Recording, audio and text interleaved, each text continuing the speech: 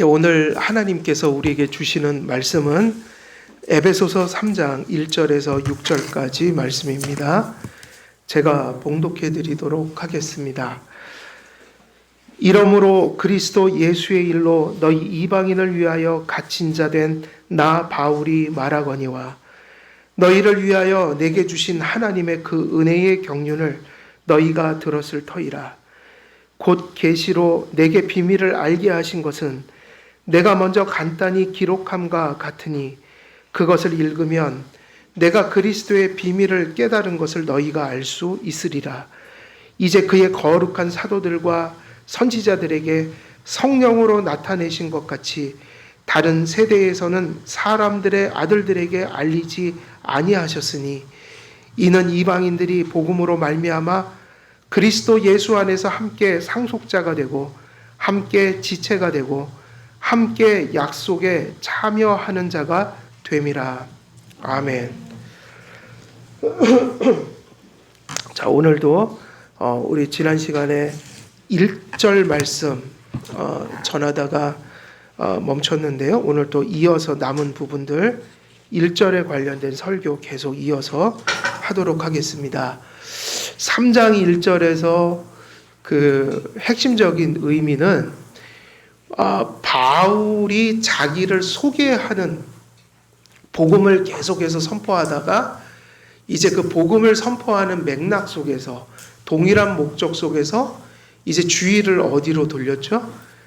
그 복음을 설명하기 위한 방편으로 그 말씀의 맥락을 어디로 이렇게 옮겼어요? 시선을 바울 자신에게 옮겼단 말이에요. 자기 자신을 소개하는 말을 하기 시작했어요. 근데 그 자기를 소개한다고 할 때 무엇을 소개한 거냐면 자기가 가진 하나님께 받은 소명, 역할, 그리고 그가 받은 공적인 직분을 소개했다. 근데 그것을 잘 설명하기 위해서 그가 가져온 이야기가 무엇이었냐면 내가 그리스도를 위하여 그리고 너희 이방인들을 위하여 뭐가 됐다라고 표현했어요? 죄수가 됐다. 갇힌 자. 그래서 이거 갇힌 자는 풀어놓은 거고 원래 문자대로 하면 죄수예요. 그냥 죄수. 죄수가 됐다. 그럼 이 죄수를 왜 가져왔는가?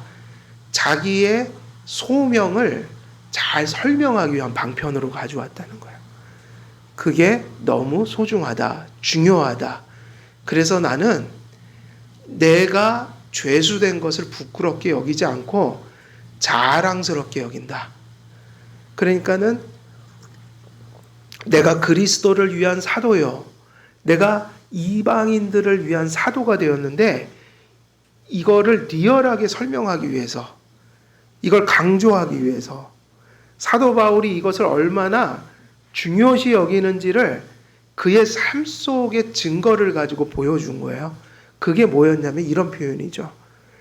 내가 지금 실제로 로마 감옥에 로마인들에게 체포되고 재판받는 과정 속에 죄수가 되었다. 근데 그거를 사도 바울은 좋게 표현했나요? 안 좋게 표현했나요? 매우 자랑스러운 마치 군인들이 전쟁 나갔다가 총이라도 한 대 맞고 흉터라도 남으면 일평생 그걸 자랑하러 다니잖아요. 사실 그렇죠? 이게 전쟁 나갔던 할아버님들은요, 앉으면 맨날 전쟁 얘기해요. 그 이제 제일 자랑스러운 게 이제 보여주는 거죠. 야, 이거 봐라. 내가 총 맞았다. 사도 바울에게도 표가 있었단 말이에요. 죄수라는 표예요. 그 얘기는 자랑이 아니라 이런 의미죠. 내가 지금 복음 전하다가 근데 우리가 지난 시간에 사도 바울이 왜 죄수가 됐다고 그랬죠? 제일 큰 이유가 뭐였죠?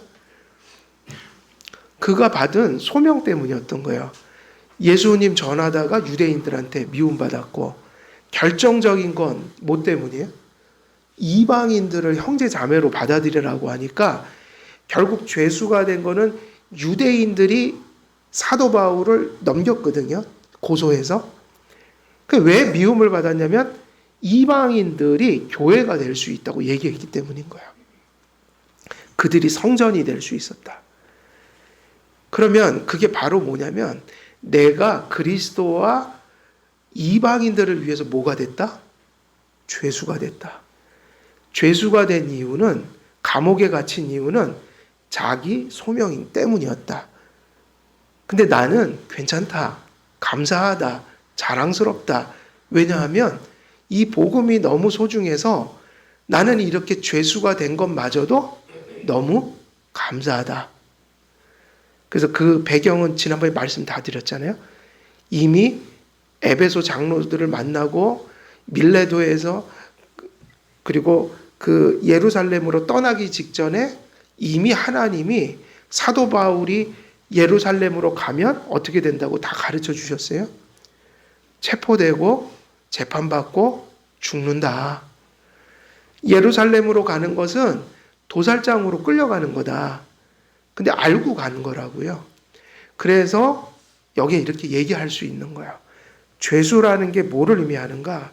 그것은 세상의 눈으로 보면 비참한 거지만 사도 바울의 관점에서는 그게 자기 소명이고 하나님이 주신 사명 때문에 지게 되는, 어찌 보면 하나님의 뜻을 성취하는 그것이 수단이 되고 길이 되었다. 그래서 우리가 지난 시간 거기까지 얘기했죠. 우리가 인생에 주어진 현실을 바라보면서, 우리의 현실 삶을 바라보면서 1차적인 의미, 근시안적인 의미, 이걸 넘어서서 무슨 시야를 좀 가져야 된다고 그랬어요? 무슨 시야? 2차적인 의미를 좀 볼 줄 알아야 된다. 달리 표현하면 저기 먼 데를 바라볼 줄 알아야 한다. 근시안이 아니라 좀 먼 데를 바라보고 알아야 한다. 그 얘기는 우리의 현실 삶을 육의 눈으로만 보지 말고, 보이는 것만으로만 보지 말고, 감정대로만 보지 말고 누구의 관점에서 좀 보라는 거예요. 하나님의 시야로 볼 줄 알아야 한다. 그거를 조금 고상한 말로 표현하면 신학적 관점을 가지고 좀 보아라. 말씀의 관점을 가지고 현실을 해석할 줄 알아야 한다. 그러지 않으면 다 원망과 좌절과 실의와 침체 속에 빠져서 그렇게 절망하고 살 수밖에 없다. 또 조금 잘 되면 어떻게 된다고요? 이것도 문제인 거예요.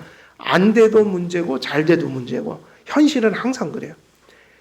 안 돼도 문제고 잘 돼도 문제인 거예요. 왜요? 잘 되면 또 어떻게 될 수 있으니까, 사람이 또 교만해지잖아요. 또 안 되면 좌절 안 되니까요. 이게 하루하루 우리 모습이에요. 사실은 우리 그 순간순간 드는 감정들이 있죠. 뭐가 잘 되면 그냥 막 우쭐해갖고 교만해지고, 또 금방 하루 사이에도 뭐가 또 갑자기 잘 되다가 안 되면 또 이거 왜 이러지 그러면서 막 세상에서 나 혼자 피해 다 보고 사는 사람처럼. 그래서 오만하지도 말고 사람이 그렇게 절망 속에 살아도 안 되는 거예요. 항상 그래서 성경이 이게 되게 중요한 표현이에요. 좌로나 우로나 치우치지 말라. 심지가 좀 어떻게 돼야 된다? 견고한 자가 돼야 된다. 심지가 견고한 게 뭐예요? 딱 중심을 잡고, 우리가 신앙대로 하면 하나님의 말씀을 딱 붙들고, 그래서 잘 될 때는 좀 겸손하고, 안 돼도 절망하지 말고, 사람의 마음이 좀 심지가 견고하여, 좀 이렇게 환경 따라 막 그 갈대처럼 이리저리 흔들리는 게 아니라, 끌었다가 식었다가 이런 냄비 근성이 아니라, 좀 사람이 환경이 바뀌고 세상 삶이 원래 그렇잖아요. 종잡을 수가 없잖아요. 묵묵히 자기 길을 걸어가는 믿음, 이게 하나님이 정말 바라시는 믿음이고, 이게 사실은 뭐냐면 이게 성화된 믿음이에요. 그걸 성화라고 하는 거예요. 말씀이 점점 비중이 내 삶 속에서 커져가서 닷처럼 그렇게 믿음이 뿌리를 내리고 닻을 내려서 웬만해서는 마음이 그렇게 동요하지 않는, 좀 잘 돼도 겸손하고 안 돼도 좀 인내하고. 근데 오늘날 현대인들의 정서라는 게 들끓는 물 같아요. 그러니까 완전히 현실과 이 환경 속에 사로잡혀서 너무 연약해져 있어요. 지금 오늘날 현대인들이. 그리고 이 세대가 낮아질수록, 연령이 낮아질수록 훨씬 더 안정감이 없어요. 그냥 요동치듯 살아가요, 인생을. 거의 보이는 가치관으로. 보이는 것을 붙들고 살기 때문에 그런 거예요. 이 오늘날의 특징이 그렇잖아요. 초현실주의. 너무 이 초가 넘어졌다는 게 아니라, 현실을 넘는다는 게 아니라 너무너무 현실주의적인 거예요, 삶이. 그래서 사실은 오늘날 이 세대는 이상이나 이런 걸 다 잃어버렸어요, 사실은. 고상한 이상. 좀 젊었을 땐 그런 이상을 위해서 목숨도 걸고 그게 정상이잖아요. 왜냐하면 세대가 높아질수록 현실적이기 때문에 젊은 사람들은 조금 이상주의적이어야 되고, 그래야지 세상이 잘못되면 나가서 고치시오라고 하기도 하고, 또 좀 연세든 분들은 보수적이어서 좀 안정적인 거를 그러니까 양 세대가 같이 있어야 되거든요. 오늘날은 위험한 세대예요. 젊은 세대는 이상을 잃어버렸고, 또 이 세대 간에 이게 균형을 잡아서 같이 가야 된단 말이에요. 그래서 사람이 맨날 20대처럼 이거 하고 살면 안 되죠. 나이가 들고 이러면 좀 안정을 좀 뒤에서 받쳐주고, 또 젊은 사람들은 조금 이상주의적인 그런 게 있어야죠. 그래서 사회가 옛날엔 그러고 갔잖아요. 근데 요즘엔 그런 거 아닌 것 같아요, 이상해. 좀 어찌됐든 좀 특이해요. 오늘날 이 현대는 해석이 잘 안 돼요. 그래서 이 사도 바울이 결국은 자기가 죄수된 것을 이렇게 자랑스럽게 얘기하는 것, 여기서 우리는 뭘 배우냐면 자기 소명을 얘기하고 있다. 자기의 직분의 중요성을 얘기하고 있다. 근데 그 하나님이 부르신 부르심을 위해서 나는 죄수의 길을 택했기 때문에, 지금 내가 감옥에 갇힌 신세가 됐지만 에베소 성도들이여 나를 보고 낙심하지 말라. 아니 하나님 믿는 사람이 왜 저렇게 됐대, 이런 얘기 하지 말라. 사실은 이 편지는 그런 목적도 있었다고요. 사도 바울이 교회를 세웠잖아요, 이방 교회들을. 근데 자꾸 사도 바울은 지금 죽음으로 몰려가고 있어요. 그러니까 혹시라도 이게 엄청난 하나님의 뜻인데, 예수님이 십자가를 짐으로 인류를 구원한 것처럼 예수 그리스도의 복음을 위해서 나는 죽음의 길을 택한 건데, 사람들은 예수님 믿는 사람이 왜 저렇게 됐대? 아유 하나님 이상한 분이네? 이런 헷갈림 속에 들어갈까 봐 지금 설명해 주고 있는 거예요. 그래서 사도 바울이 자기의 죄수됨을 그렇게 얘기할 수 있었던 것은 그가 보이는 것, 현실적인 것, 눈앞에 닥친 것만 보고 살아간 게 아니라 하나님의 시야로 인생을 바라볼 줄 알았다. 더 중요한 가치와 덜 중요한 가치를 알았고 목적과 수단을 분별할 줄 알았다. 그러면 오늘은 그 사도 바울이 얘기하는 그 2차적 가치라는 게 구체적으로 무엇인가?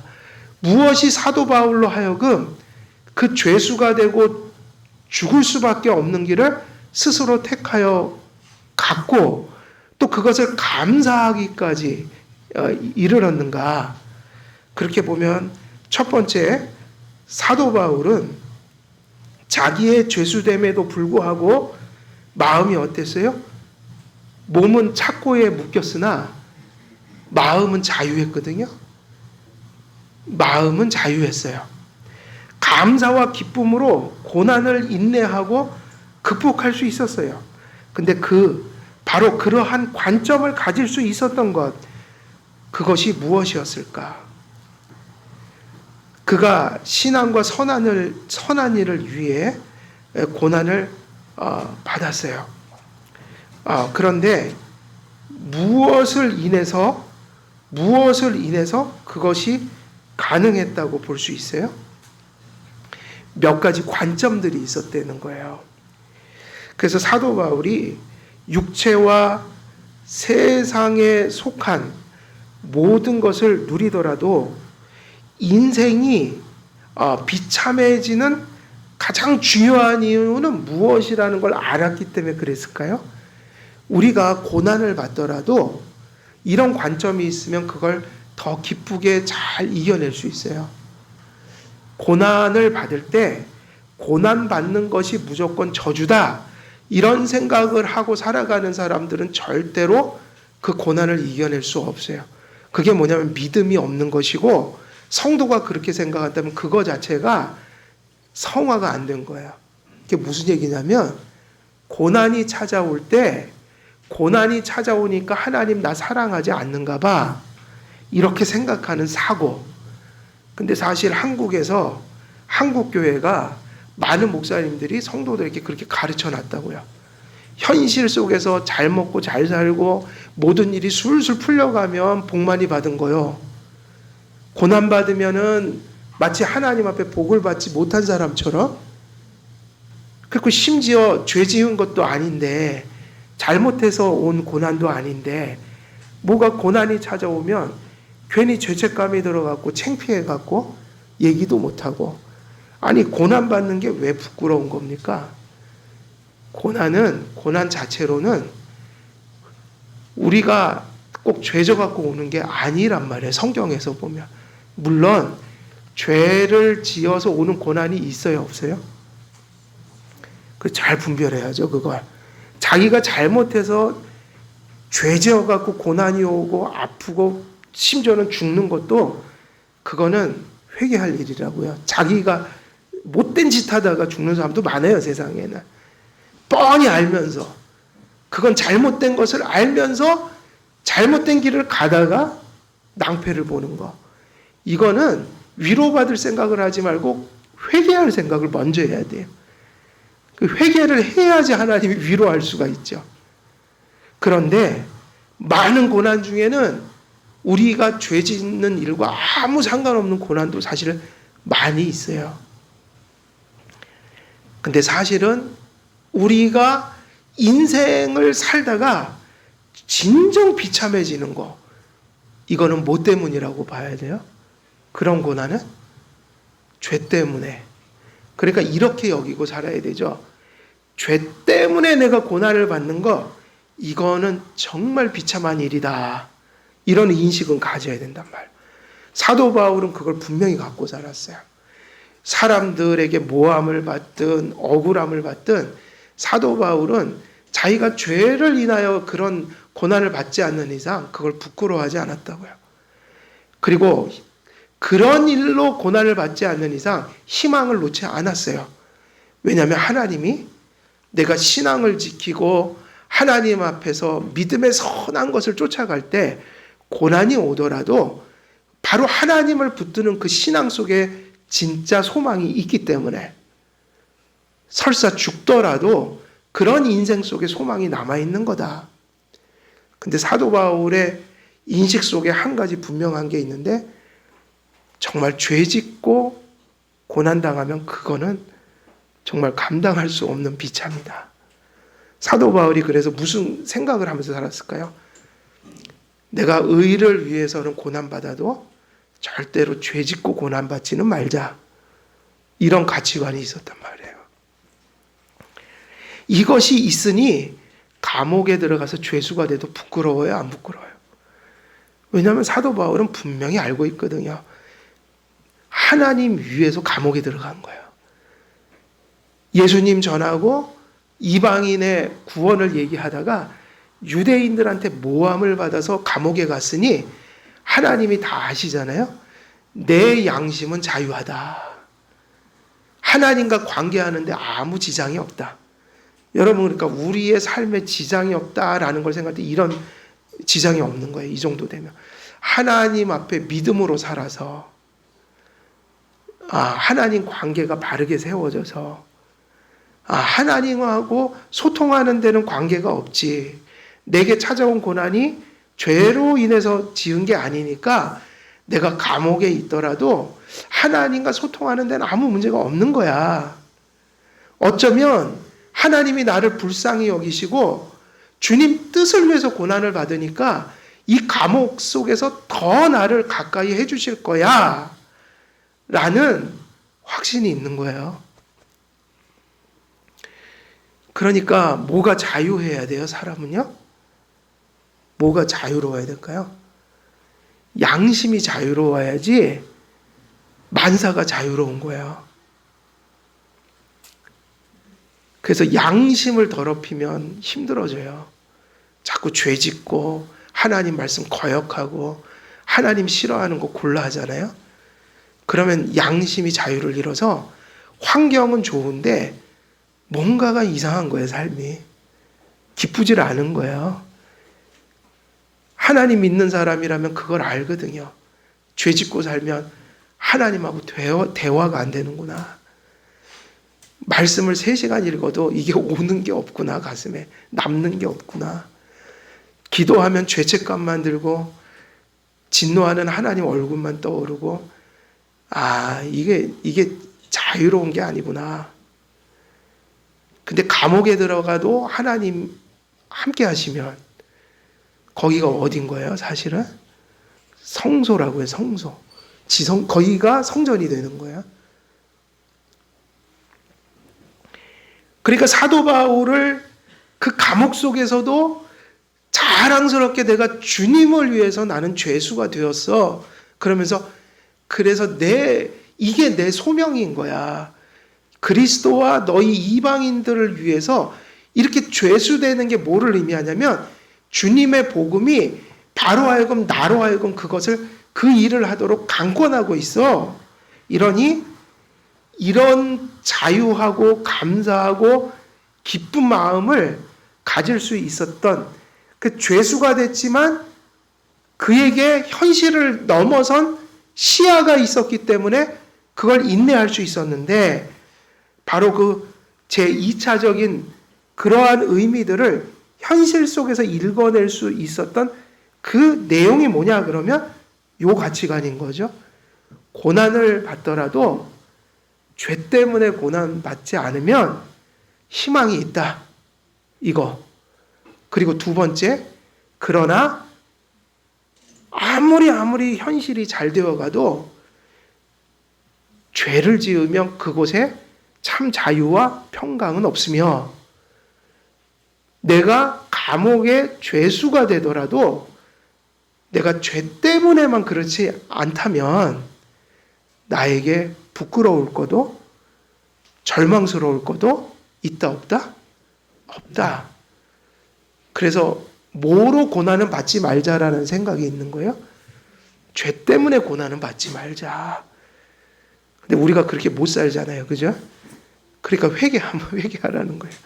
그죠? 회개하고 그렇지만 부족할지라도 끊임없이 우리가 하루를 살더라도 죄 짓고 고통받지는 말자. 그건 남는 게 없다 이거예요. 남는 게 없다. 파괴만 남죠. 죄 짓고 고난받으면 삶이 피폐해지는 거예요. 그래서 구원받지 못해 양심이 하나님의 진노와 정죄 아래에 있을 때 인생은 결코 진정하고 궁극적인 자유와 평강을 누리지 못합니다. 죄는 인생에게 쉼을 주지 않으며 죄는 인생을 한없이 동요하게 만들고 방황하게 만듭니다. 궁극적인 인생의 안정감을 죄인은 경험하지 못해요. 그러니까 고난이 오든 또 순경이 오든 역경이 오든 우리가 하나님 앞에 참된 믿음을 가지고 예수님을 모시고 살면 뭐가 있다는 거예요? 그 인생 속에? 안정감이 있다는 거예요. 세상적인 안정감이 아니라 보이는 것, 보이지 않는 것을 넘어선 안정감이 있다는 거예요. 우린 그걸 뭐라고 불렀죠? 에이레네. 뭐 영어로 하면 그걸 피스, 그죠? 평안이라고 한단 말이에요. 우리의 양심을 그리스도의 피로 씻어 사죄의 확신으로 가득 차야 인생은 평강을 누립니다. 하나님을 바르게 믿어서 그리스도의 값없는 은혜로 그 피값으로 용서받았다라는 믿음이 있어야 평강을 누리게 된다. 또 그리스도의 피로 우리의 더러움을 씻어 거룩한 생활에 참여할 때 우리를 용서하시고 우리를 거듭나게 하시고 우리가 부족하지만 성화의 영을 늘 그렇게 성화의 영으로 우리를 회개시키고 그리스도 닮게 하시는 그 은혜가 함께 할 때, 거기에 우리가 믿음으로 참여할 때, 그 확신을 가질 때, 그때 뭐가 온다는 거예요? 앞에서 얘기했던 궁극적인 안정감을 찾을 수 있게 된다. 물질이나 세상에 속한 여러 가지 안정감들은 그거는 우리가 현실 삶을 살아가는 데 있어서 주는 안정을 줄 수 있죠. 그리고 선한 목적을 위해서 그런 일을 할 수 있도록 하는 수단적 가치에서 안정감을 줄 수는 있으나 하나님과의 관계가 깨져버리면 이런 안정감은 제약적인 것이어서 한계가 있어서 마음까지 안정스럽게 하지는 못한다고요. 보이는 것, 보이지 않는 모든 것을 총체적으로 안정시켜주는 것은 뭐예요? 참된 믿음밖에는 없어요. 양심이 더러운 자는 무엇으로 치장하더라도 죄책감과 수치감을 가질 수밖에 없어요. 아담과 하와가 범죄한 후에 무화과 잎으로 몸을 가렸지만 그 수치감을 지울 수가 있었나요? 없었나요? 없었어요. 그 수치감이 뭐냐면 죄책감이라고요. 근데 사도 바울은 믿음으로 똑바로 믿음으로 살았잖아요. 믿음을 꼭 붙들었잖아요. 사도 바울도 부족한 인간이지만 그는 무화과 잎으로 옷을 입은 게 아니라 무엇으로 옷을 입고 살았어요? 그리스도의 의로, 그리스도의 거룩하게 하시는 옷으로. 그리고 그 안에서 고난이 찾아오긴 했지만 죄 때문에 고난받은 게 아니라 복음 때문에 고난받았으니 사도 바울이 부끄러울 게 하나도 없더라. 그러니까 그 궁극적인 안정감이 사도 바울의 마음을 꼭 붙들어 주니까 사람들 앞에서 야, 나는 육신으로는 감옥에 갇혔어도 왜 이렇게 마음이 평안한지 몰라? 그랬던 거야. 베드로도 똑같은 일을 경험했죠. 베드로도 감옥에 갔죠. 그죠? 감옥에 갔는데 너무 마음이 편해갖고 그냥 잠이 푹 든 거예요. 하나님이 그를 감옥에서 빼오려고 천사를 보냈는데 옥문이 열렸는데 안 일어나니까 천사가 옆구리를 어떻게 했어요? 성경에 보니. 하도 안 일어나니까 옆구리를 쳐갖고 깨워갖고 끌고 나갔잖아요. 그게 뭐냐면 성경에 그때 그거 얘기하는 거예요. 하나님이 사랑하시는 자에게 뭐를 주신다고 그랬어요? 잠을. 예배 시간에 주무시면 안 되고요. 예배 시간에 주무시면 당뇨병 걸리십니다. 밤에 잘 주무셔야 숙면을 취해야 성인병이 안 온대요. 밤에 잘 주무셔야 돼요. 저는 밤잠이 없어서 큰일이에요. 밤잠이 없어요. 근데 하나님이 사랑하시는 자에게 잠을 주신다. 그거 사실이에요. 그 얘기잖아요. 비유. 마음이 평안해서 그냥 두 발 뻗고 잤다는 얘기. 비유적인 거야. 그죠? 은혜 많이 받아도 또 불면증이 있을 수 있죠. 저같이 밤에 잠을 못 자죠. 근데 거기서는 비유적인 표현이라고요. 그냥 그런 비유. 두 발 쭉 뻗고 자더라. 안정감이 있다는 거예요. 이처럼 그리스도 안에 거하고 그리스도 안에서 하나님께서 주신 선한 일과 소명을 위해 사는 인생만이 그 고난을 만나더라도 그걸 인내하고 극복하고 그리고 결국에는 하나님께서 그 고난을 가치 있는 것의 결실로 주시는 것을 결국은 경험하게 될 것이다. 이게 복이라는 거예요. 그리스도의 일, 곧 그리스도 안에서 하나님께서 선하게 여기시는 일을 위해서 고난을 받으라. 그 죄 때문에 고난 받지 마시고 그냥 믿음 생활하다가 찾아온 고난은 하나님이 또 뜻이 있어서 주시겠다 이렇게 희망을 갖고 또 더 나아가면은 주님을 위해서 우리가 기꺼이 고난도 감수할 줄 아는 이런 믿음이 된다면 이게 정말 복되어지는 거죠. 바로 이러한 믿음 때문에 사도 바울은 평강이 있을 수 있었던 거예요. 그 다음에 두 번 또 보면 사도 바울이 감옥에 갇혀 죄수가 된 것은 분명 그리스도 예수의 일과 이방인을 위한 일 때문이었습니다. 즉 하나님 앞에서 선한 일 때문이었습니다. 그의 로마 감옥 투옥은 이방인들을 위한 하나님의 목적에서 겪게 된 고난이었죠. 이 목적 때문에 하나님께서는 사도 바울에게 사도직으로 부르셨고 소명을 주셨습니다. 이 사도직 소명 때문에 죄수가 되었다.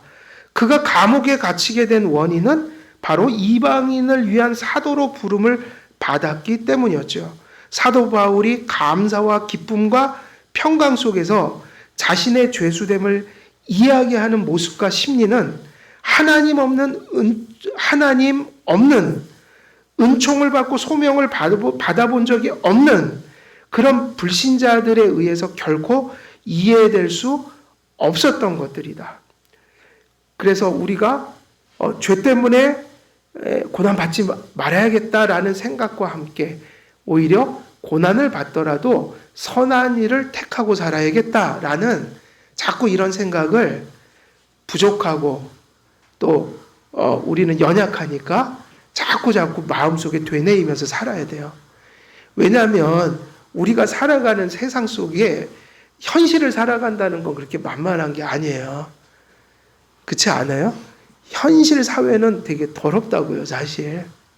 그죠? 되게 지저분해요, 사회가 지금. 그러니까 사회 기준으로 살면 안 되고 말씀의 기준으로 살아야 되니까 당연히 말씀의 기준을 갖고 현실을 보면 참 우리가 갈 길이 멀죠. 근데 목표와 이정표가 있어야지 갈 거 아니에요. 방향이 정해져야지 갈 거 아니에요. 그러니까 언제까지 현실 삶은 그게 아닌데 현실은 그렇게 못 사는데 이런 얘기하면 안 돼요. 성도는 알죠. 다 우리가 그렇게 못 사는 거를. 그런데 기준을 가야 될 방향을 우리가 결국은 도달해야 될 표대를 부정해버리면 현실에 그냥 취해서 산다는 얘기가 돼버리는 거예요.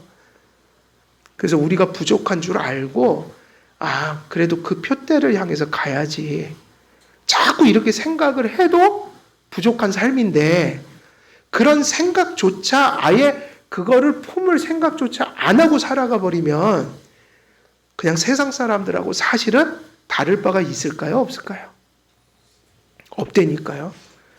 솔직히 보세요. 믿는 분이나 안 믿는 분이나 똑같이 사는 사람들 많아요.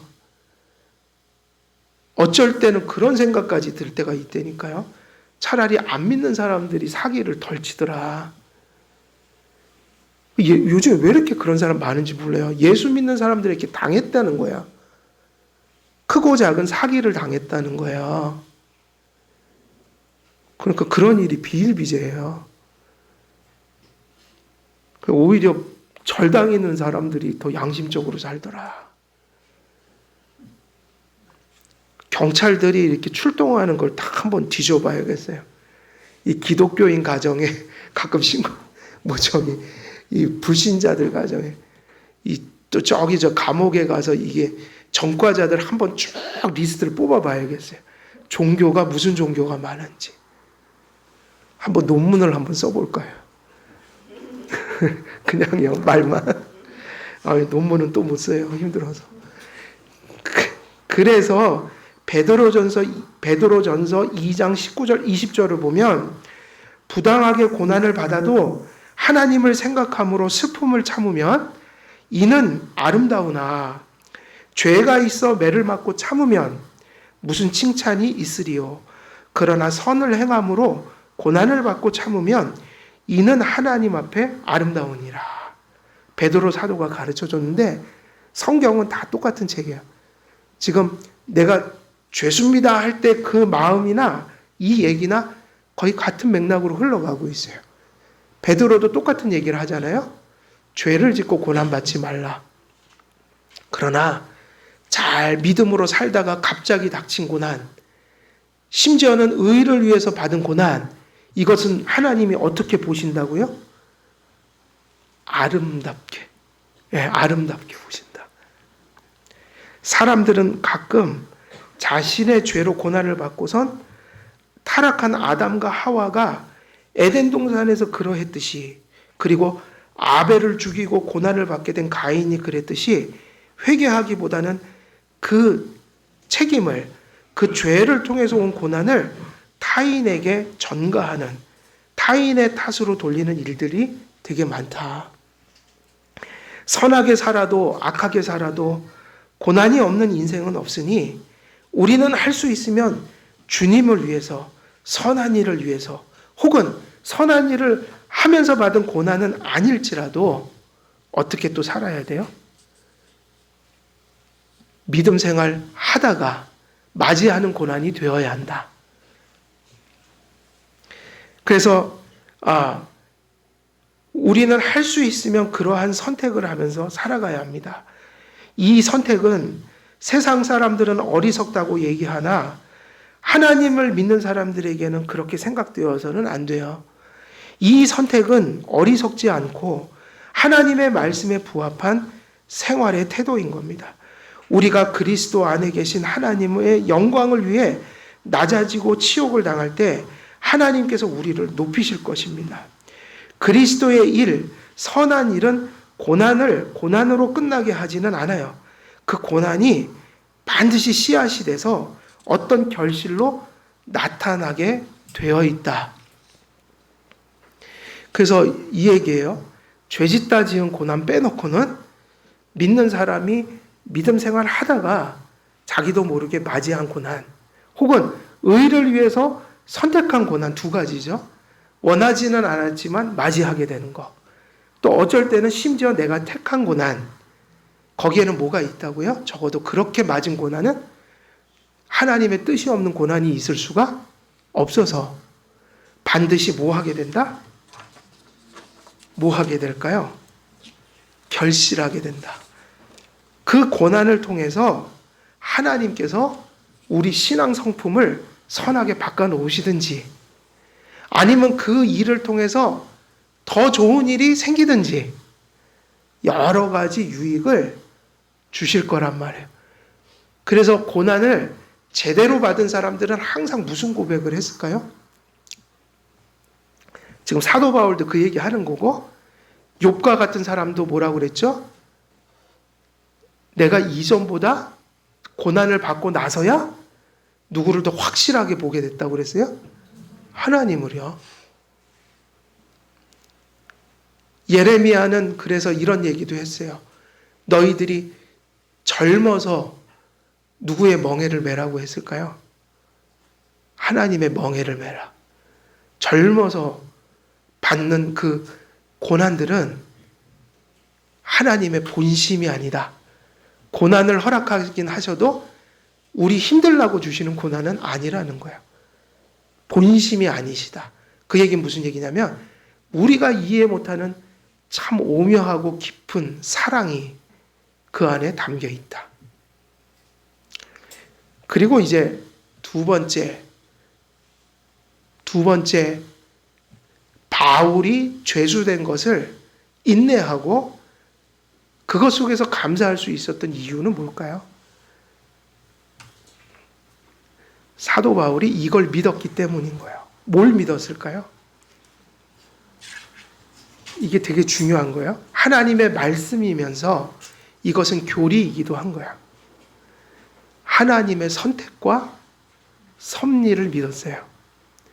이 감옥 속에서 바울이 평강을, 안정감을 가지고 심지어는 자기의 죄수된 현실을 그리스도를 위해서 하나님 앞에 경험한 영광으로 여기는 이 고백은 사도 바울이 철저하게 무엇을 가졌기 때문에, 어떤 신앙을? 선택에 대한 신앙과, 그리고 뭐죠? 섭리에 대한 신앙을 가졌었기 때문이다. 사실 이게 되게 궁극적인 이유예요. 우리가 인생을 살아가면서 하나님의 선택, 그것이 우주를 향한 것이든 인간을 향한 것이든 우리의 구원을 위한 것이든 하나님의 선택이 없다면 항상 결과는 A일 수도 있고 B일 수도 있는 거예요. 그리고 그 고스란히 그 모든 일의 성취를 누구의 손에 다 공이 옮겨진다고 봐야 돼요? 선택이 없다면? 하나님의 손이 아니란 얘기가 선택을 부인하는 얘기라고요. 예정을 안 믿고 작정을 안 믿고 하나님의 절대적인 섭리를 안 믿는 거는 무슨 의미냐면요. 이 우주의 역사의 목적이, 우리의 구원이 하나님 손에 공이 있는 게 아니라 누구 손에 있다고 믿는 거예요? 인간 손에. 결국은 인간이 결과를 내게 된다. 알미니안 신앙이 그런 거라고요. 개혁신학 장로교 성도님들은 아주 우리가 고백하는 근본적인 교리 중에 하나가 예정교리라고요. 무슨 다른 얘기들이 다 거기에 걸쳐 있는 거예요. 무슨 언약, 세상의 창조, 구원, 종말, 이게 다 누구의 계획 속에 있는 거예요? 하나님의 주권과 계획과 작정 속에 있는 거예요. 인간이 하나님의 예정의 절실함을 깨달을 때 사실은 예정 교리만으로 그게 깨달아지는 게 아니라 자기 자신을 정직하게 돌아본 사람은 예정을 믿을 수밖에 없어요. 자기 자신을 어떻게 보는 게 제대로 보는 거죠? 자기 자신을 어떻게, 그러니까 이런 교리가 아니란 말이에요. 하나님이 선택하면 어차피 구원받으니까 되는 대로 막 살아도 결국 선택받은 사람 구원, 이거는 진짜 다 잘라버리고 꼬리만 남긴 설명인 거예요. 하나님이 선택을 하셔서 이 얘기를 하는 거라고요. 우리의 구원의 시작이 존재할 수 있다. 선택하셨기 때문에. 우리가 하나님의 선택이 있어서 우리가 하나님 앞에 절실하게 회개하는 삶이 나타난다? 안 나타난다? 이게 같이 있는 거예요. 우리가 하나님 앞에 죄를 짓고 반응하는 나를 보면서 오늘도 보니 성령님의 은혜가 임해서 죄지면 꼭 그렇게 하나님 앞에 회개하고 돌이키는 모습을 보면서 야, 성령님이 나를 붙들어주고 계시구나. 근데 그것이 어디서 왔다는 얘기예요? 그게 바로 그 나의 인격 속에서 선한 열매가 맺혀지는 게 어디서 왔다는 거예요? 나에게 온 게 아니라 하나님의 예정이 있어서 하나님의 예정하신 게 지금 내 인격 속에서 차곡차곡 펼쳐지고 있다는 얘기예요. 그러니까 우리가 회개하는 게 중요해요? 안 중요해요? 그 회개하는 사람들은, 예정을 믿는 사람들은 더 열심히 회개한다고요. 왜냐? 회개가 없다는 게 자신 안에 뭐가 지금 힘이 혼미해지고 있다는 거예요. 믿음과 회개가 없다는 건 내가 예정을 못 받았다는 걸 의미하는 거예요. 그러니까 기가 막힌 조화 속에서 하나님의 주권과 우리의 인격이 같이 연동되는 거예요. 하나님이 선택했기 때문에 선택받은 자들 속에는 믿음과 회개가 나타날 수밖에 없는 거예요. 그래서 예정을 자꾸 헷갈려 하시는 분들은 아직도 이것을 못 깨달았을 확률이 높아요. 내 자신을 아직도 모르는 거예요. 여러분, 내 자신을 바르게 하는 건 어디서 내 자신을 발견하는 거예요? 철학자들이 가르쳐주는 나도 아니요. 내가 생각하는 나도 아니라 성경이 가르치는 인간의 모습을 내 속에서 발견할 때 그게 신학적인 인간론, 나를 발견한 것이라고요. 그러면 성경을 바르게 깨닫고 믿은 사람들은 뭐를 깨달아요? 내가 세상이 3번이 무너졌다 다시 지어져도 나는 하나님 말씀 속에서 성령의 비추임 속에서 내가 나를 발견하니까 나는 도무지 구원받을 존재가 아니었다. 내 힘으로는 구원받을 길이 없다. 내 죄가 정말 깊구나. 이거를 깨달은 사람은 뭐를 인정할 수밖에 없는 거예요? 구원의 시작도, 구원의 과정도, 구원의 더군다나 끝은 내가 할 수 있는 게 아니구나. 그러니까 논리적 귀결이라고요. 당연히 누구의 의지에 따라서 내 구원이 시작되고 가며 성취되는 거예요. 하나님의 예정이 없으면 말이 안 되는 거예요. 내가 나를 보니까. 그러니까 예정은 그냥 예정했으니까 돼 이 얘기가 아니라 되게 많은 것이 인격적으로 얽혀 있어요. 내가 내 죄를 깨달으니 내 구원은 하나님으로부터 시작될 수밖에 없어. 가는 과정 속에서 나를 보니 이렇게 날마다 엎어지고 자빠지고 부족한데 조그만 열매 하나 맺는 것도 은혜가 없이 되는 게 아니구나. 그러니 더군다나 마지막 때 하나님 앞에 그 심판대를 어떻게 견뎌낼 것인가? 그것은 그리스도의 피값밖에는 없다. 그러니까 구원이 누구의 의지와 주권으로 돌려질 수밖에 없는 거예요? 내가 할 수 없는 걸 왜 하나님이 할 수 있다라고 고백해야지 맞는 거잖아요. 내가 할 수 없는 것이니 하나님께서 하셨다라고 고백해야지 맞는 거잖아요. 근데 예정을 부정하는 분들은 이 고집이 있다고요. 자기가 뭔가는 마무리 짓고 싶은 거야. 그럴 수 없다는 거예요. 예정이 절대적인 것은 우리 자신을 보면 알게 된다. 그래서 말씀과 진리 안에서 자기를 발견해야 돼요. 그래서 구원이 견고해져요. 사도 바울은 하나님의 복음이, 자신의 구원이, 그리고 자기가 사도로 부름을 받은 그 일이, 그리고 오늘 그 복음을 위하여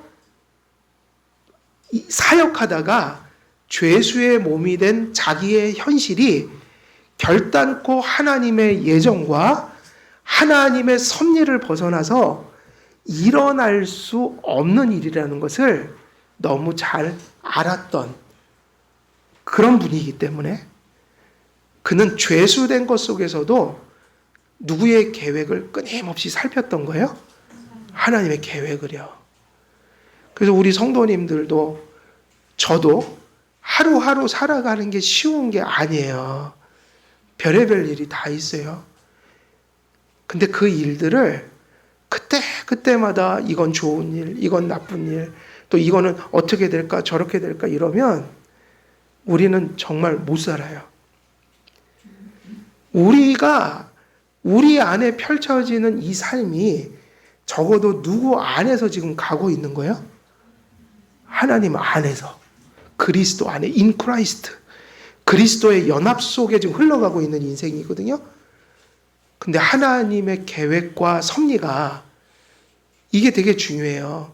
하나님께서 그렇게 모든 걸 당신의 의지와 주권으로 섭리로 이끌어 가신다. 그렇게 할 때 믿는 자, 그리스도 예수 안에 있는 자의 그 감사가 뭐죠?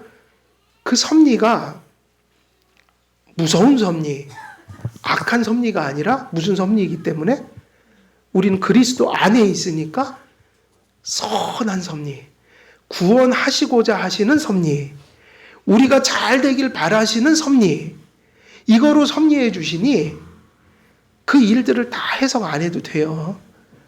또 이 일 때문에 무슨 일이 벌어질까? 이걸 미리미리 염려 안 하셔도 되는 게 하나님이 또 합력해서 선을 이루어 주시겠지. 그리고 지금이라는 시간을 믿음을 붙들고 사도 바울이 아까 가르쳐 줬던 선한 일을 위해서 혹은 믿음으로 살다가 맞이하는 고난은 비참한 것 아니다. 죄를 지어서 고난받지 말자. 이런 가치관. 두 번째는 이 모든 고난들이 우리가 죄 때문에 지은 고난이 아니라면 희망을 가질 필요가 있다. 왜냐? 우리를 향해서 아버지가 되어주시고 선한 사랑의 특별한 섭리로 이끄시는 그분이 우리를 예정하시고 주권적인 섭리로 우리의 숨이 끊어지는 그 순간까지 언제나 함께 해주시니 고난이 와도 어쩌면 또 고통 속에서도 막연한 기대를 하게 되는 거예요. 막연한 기대. 또 이 일을 통해서 하나님이 얼마나 또 선한 일을 또 만들어 가실까. 그래, 내가 믿음으로 잘 맞이해서 그런 선한 일을 또 경험해야지. 이렇게 우리 중심을 흔들림 없이 가져간다면 분명히 그런 열매들을 제가 이렇게 살펴본 결과로는 그런 믿음으로 살면서 악한 끝을 보는 분은 제가 별로 못 봤던 것 같아요. 현실적으로는 잃은 게 있어도 항상 믿음으로 사는 분들은 그런 고백을 하시더라고요. 이 고난 때문에 힘들고 어려웠지만 하나님이 이 일로 내 믿음을 막 깨워주셨어. 내가 전에 깨닫지 못한 게 있는데 이번에 내가 많이 깨닫고 가. 또 하나님이 전화위복이 돼서 오히려 이 일 때문에 내가 더 잘 됐어. 이런 얘기들을 대부분이 하시더라고요. 한 가지 전제, 믿음으로. 사도 바울이 지금 이렇게 가르쳐준 그런 관점으로 고난을 해석하고 바라보는 분들은 그 끝이 항상 하나님 보시기에 선한 것으로 그렇게 끝나더라. 우리 한길교회 모든 성도님들도 죄수의 몸이 됐지만 그러한 신앙의 관점으로, 성경의 관점으로, 말씀의 관점으로 그 죄수됨을 해석함으로 그 안에서 하나님의 놀라운 선하심을 발견했던 바울처럼 우리 한길교회 성도님들도 그렇게 믿음으로 살아감으로 또 믿음 안에서 고난을 맞이함으로 때로는 믿음 때문에 고난을 선하게 선택함으로 그런 하나님이 주시는 궁극적으로는 정말 큰 복을 많이 받아 누리시는 그런 우리 한길교회 성도님들 다 되시기를 우리 주 예수 그리스도의 이름으로 축원드립니다.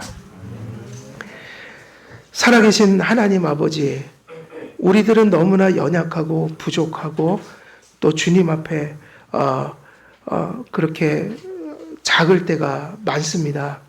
그러나 우리들이 믿음 안에서 우리에게 찾아오는 고난들을 맞이하게 하시고 죄를 짓고 고난을 당하는 그런 어려움을 당하지는 않게 하시며 오직 우리에게 찾아온 고난들을 선한 일들로 선택하며 또 하나님의 섭리와 하나님의 주권 속에서 그 고난을 해석하고 또 인내함으로 결국은 그 고난들이 우리를 빚어가시며 더 큰 복된 길로 인도하시는 하나님의 도구가 되고 손길이 될 수 있도록 하나님 우리와 함께하여 주옵소서.